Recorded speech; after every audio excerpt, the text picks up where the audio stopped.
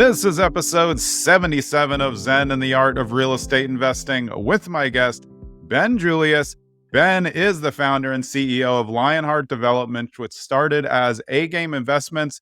They were flipping houses, doing short-term rentals, conversions of small multis, and buy and holds. But over the last 3 or some odd years, they've transformed into land development and a land assembly company, which I can't wait to get into. Ben, welcome to the show.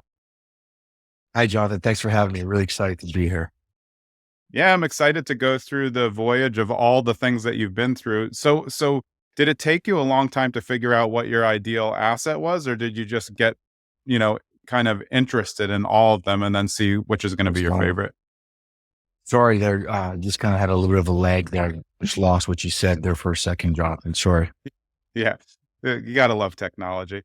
But so you're one of our very few Canadian investors. So maybe we're just having an America to Canadian lag, but yeah, let's get started with a lot of those sometimes. Yeah. You've done a lot of different things through the course of the years. How did you figure out what was going to be your end game, and how did you end up at land development?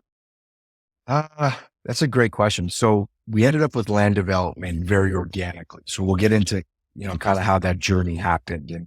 And it was really the result of a land assembly. So we started out in real estate. I was by trade, I was a college basketball coach and a college professor for, about 10 odd years, being assistant coaches and a head coach and whatnot. So I moved back to Southwestern Ontario and started a whole new career. Was in a weird place. Was kind of getting out of coaching and doing different things. And I didn't really have a niche. So I was kind of lost as a person. And I met my wife, who really kind of sparked a huge flame in me to be a better person, create something that we could call our own. And I never really, I'm going to be honest, I don't like working for people. I kind of give that vibe off.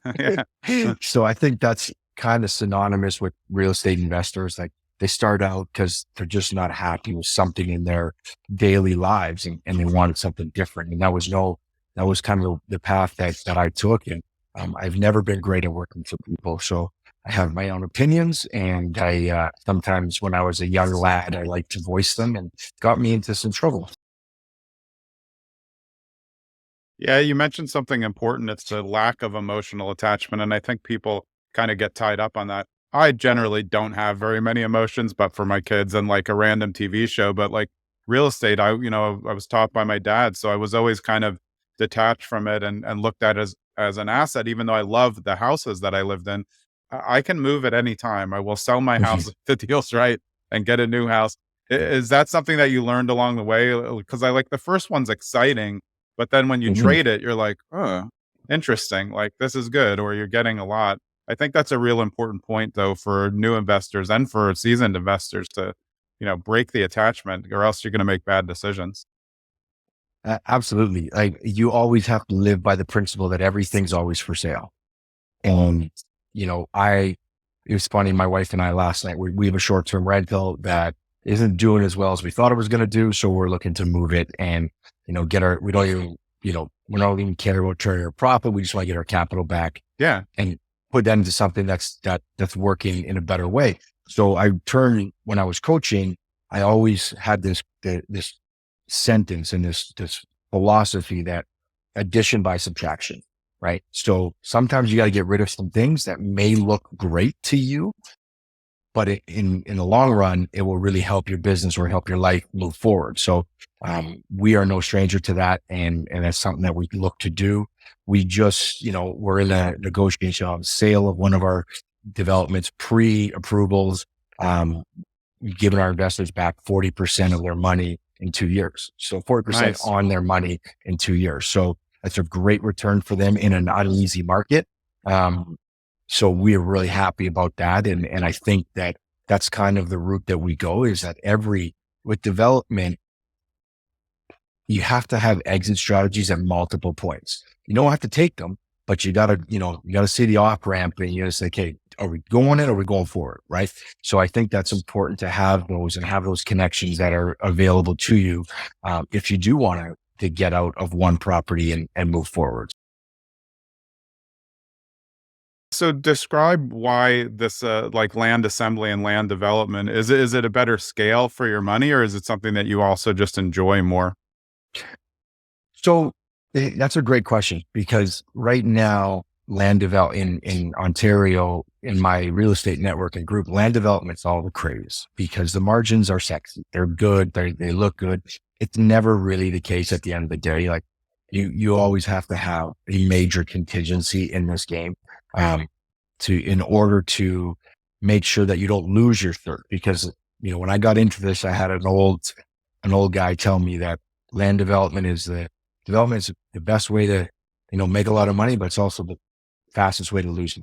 So we really try to, move at a snail's pace per se. So we don't miss anything, right? Moving too fast, sometimes you make mistakes. But for me, coming into this niche, I really enjoyed being a career coach, for the longest part of my life. I really enjoyed working with teams and, yes, on the little things I was working with plumbers, electricians, those guys, but it was for one-off things, right? It wasn't for, a long period of time. I wasn't building camaraderie. I didn't feel like they cared about me. They just wanted me to pay them and get Yeah. my project done. So in the land development, I'm able to build my team, whether it's from marketing, capital raise, construction management, architecture, urban planners, which we use up here, which are land use lawyers where you guys are at. So, I can build my team, my legal team, and it's not just not just 2 months of work. It's 3 years of work. So I take my principles as a coach and I apply them to my team building, and it really works out. And I really enjoyed that. And, since I stepped away from coaching, I was always yearning to that and looking for something, to fill that void, and land development did. And it also just so happened that the margins they're not, you don't get angry over them. Do you think that I was thinking when you were talking about the coaching and the changing, and given what you said in the beginning, where it's like, well, corporate culture, working for other people wasn't that great. That's how I feel too. And some people will call it like a control thing for me as well, but I think it's just like a management thing. I have a very hard time being like at my best if someone doesn't want me to do the work the way that I want. And a lot of times when you're Mhm. working for other people, their processes are antiquated. They don't want to move forward. And I don't like to be an automaton for them. Do you feel like you, at least being on the front end of the project, helps you build a team the way you want, just like a coach? Like, look, if the players aren't going to do what you want, they're going to have to go somewhere else or they're going to sit on the bench. So they have to work within your system to be successful. Totally. And I hired my latest hire was an operations manager, who was one of my former players, because Yeah. he gets it. He knows what I like. You don't have to, I can yell at him and he just shrugs it off because it's Coach Ben, yelling Right. at me again, like I did 10 years ago. So, but no, I mean, it's a direct, when I was coaching, I always looked for not the best players, but the right players. And it's no different in how I build my teams here. I might not have the so-called best construction management guys, but I have the right guys for this project. Yeah. I have the right architect for this project. And I give them full autonomy to do what they do best. Cause I'm not pouring concrete. I'm not sitting on a CAD file for hours trying to figure out how to move a wall. I pay those guys to do that.